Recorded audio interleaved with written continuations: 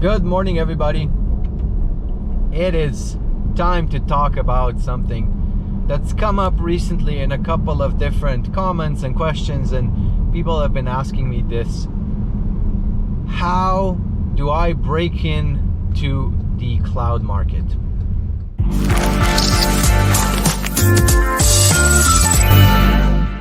Okay, let me explain where this is coming from. A couple of you have asked me, okay, now I've done my certifications and I want to break into the cloud market. So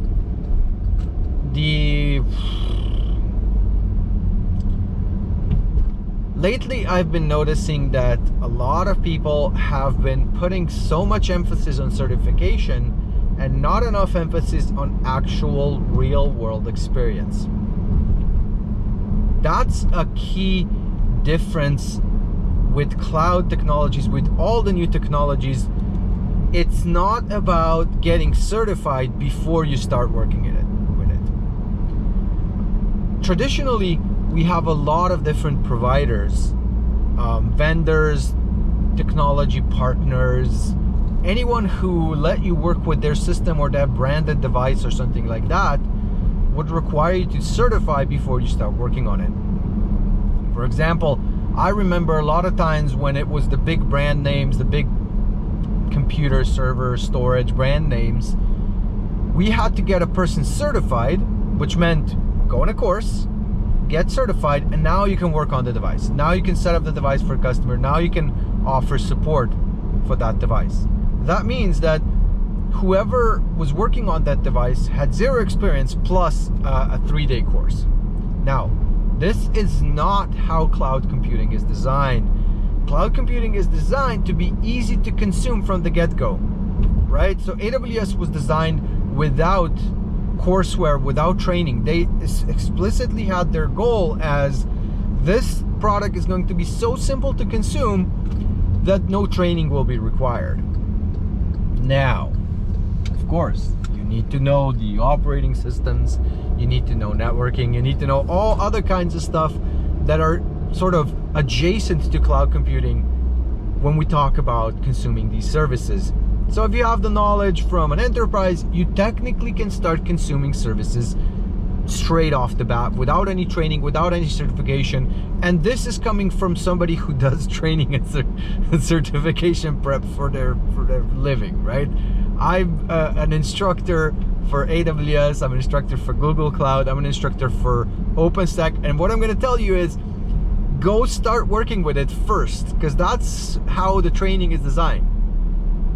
The training is designed to get you there, to familiarize you with the products and get you working with them. Any AWS training, any Google training, any training for OpenStack is not focused towards getting you certified. That is something that is unusual in a sense of what we're used to from the big name brand name vendors who had the training certification work approach. With all cloud solutions, and I'm talking about stuff that I don't even teach, like Azure or even Kubernetes and Docker. All of that training is not focused on we need to get you certified before you start working. And a lot of companies that put certification as a first are doing a disservice to themselves, because you might have a lot of people who have a lot of experience who don't even bother certifying. Now, I told them, you have a ton of experience. Why aren't you certified? Because it's another level of recognition. It's another level of having visibility, right? So you put your experience down in LinkedIn, you got 10 years of experience with Linux, but you don't have any Linux certification, right? Same thing with cloud. You got 10 years experience with AWS, but you have 0 certifications for AWS. Now, to any recruiter, that profile will not pop up because they'll be looking for certified Linux, certified Windows, certified AWS, certified Kubernetes, whatever. This is the point I'm trying to make. You can have experience and not have a certification, and that's good. not as good as having certification, of course. Experience plus certification, boom, recognition, right? A lot of companies are going to be asking for experience. A lot of businesses, they're going to be asking for experience.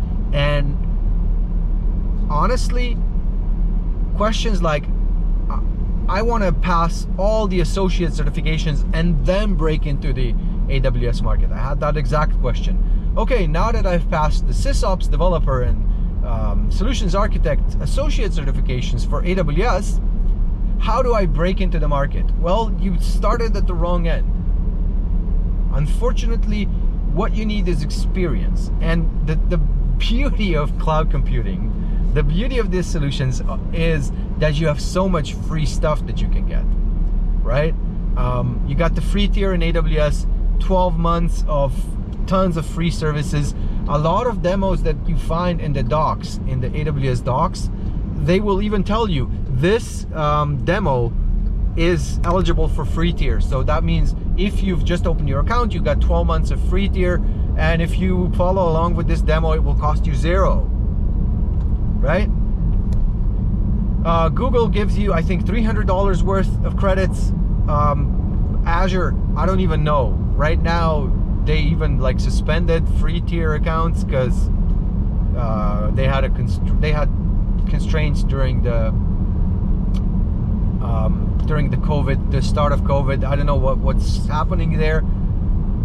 Now, if it's of course, if it's like Docker or Kubernetes, unless you go and use the Elastic Kubernetes service on AWS, or you use the Kubernetes that's built into Google Cloud, you will have to set up something on your own, right? Well, you still can set up Linux machines in one of the cloud accounts and spin up Linux machines in the cloud account, and then install Kubernetes on it, use kubectl, go, you know, deep down in the deployment in testing out the features. So to break through to the market with zero experience, first you got to get experience. Now, how do you get experience if you can't get a job as an engineer, as a solutions architect, as a developer? Well, the way to do it is either pick up some freelance stuff. I've already talked about this, freelance stuff. There's all of these freelance websites. Just Google freelance website and you'll find tons of freelance websites. I'm not going to mention names because I got accused of promoting some specific freelance websites, and they're like, why are you promoting specific freelance websites? I don't care which freelance website you are going to use. That's one option. The second option is experiment. Think of an idea, think of what you do. You're a gamer, set up a game server. You do machine learning, try to do some machine learning on cloud, right? Take your previous experience, take your previous knowledge of whatever you do and put it in cloud. You'll have to have some kind of previous experience. You'll have to have some kind of previous knowledge. Like, are you a student straight out of high school? Well, you know, you got to have some affinity to computers to be interested in cloud. Are you a student straight out of university? You probably took an IT course, or you're probably an IT-oriented major or minor, and that means that you have some experience, you have some knowledge. Take that knowledge and put it to use and make a proof of concept, right? Put it on, record your session, right? Get yourself OBS Studio. OBS Studio, it's a free tool. It's a great tool to use to record stuff, to record your screen and to narrate. Put it on your computer and start working, right? Start recording screens, start recording something to prove that you're doing stuff, to showcase your knowledge, to showcase you are actually doing stuff. And what you can say to your employer is, look, I haven't had a job in this space, but now here's like 10 projects that I have on GitHub.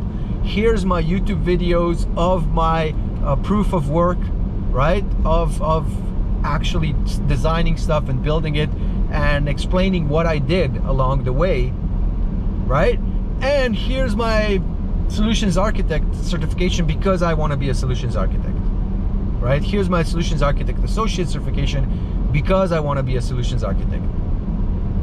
Don't go and pass, you know, all 3 certifications unless your job requires it, right? You're not going to break into the market by being a developer, architect, and sysops person all in one. You're going to break into the market by having some experience, by having something to show, and then on the side, you're probably going to have also a certification, right? Cloud practitioner, very good idea to just get a good feel for it. And then, of course, architect associate. Same thing with Google Cloud. Google Cloud Architect Associate is also a good option if you're aiming at companies that use Google Cloud, or if you want to use Google Cloud. Same thing for Azure, same thing for all of these. Pick one, right? The one you want to work with. And here, to me, AWS is a great opportunity because it's got a very big market share. And if you go with AWS, you're more likely to find a company, a business that all uses AWS, and you also are going to work with it, and they're also going to be interested in hiring you. So that's it. That's the way to do things. Get some experience, right? Set up something on AWS, explore AWS, learn the features from a usage perspective. Start building some CloudFormation templates and post them on GitHub.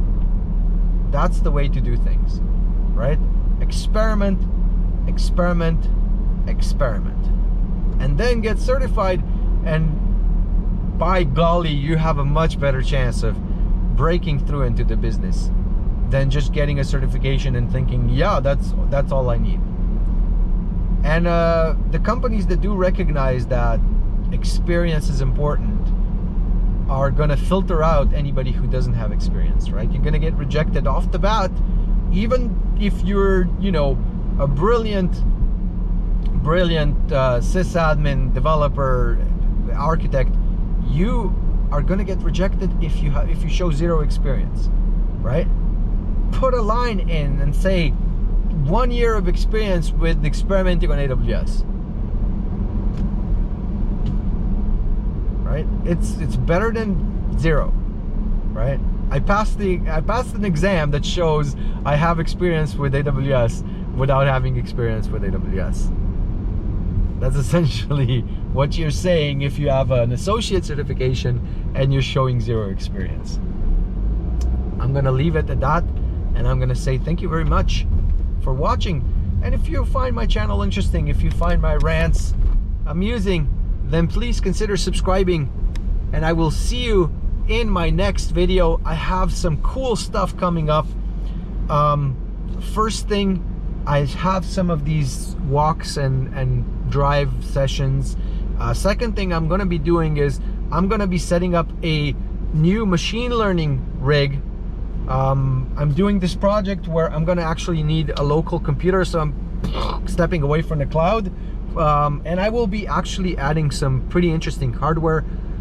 It's going to be a surprise, but yeah, it's going to be a really cool thing that's going to happen. So I'm kind of combining my love for tinkering with actual cloud computing and machine learning in this example. It's going to also be a good rig to do some data analytics on. So it's going to be a lot of fun coming up. And of course, the certification series will lead with more reviews and more examples of questions and sources for studying for exams. I still owe you guys a networking specialty certification exam prep guide. So yeah, that's coming up, and stay tuned. And as I said, consider subscribing, because that will help my channel grow. Thank you very much. Bye.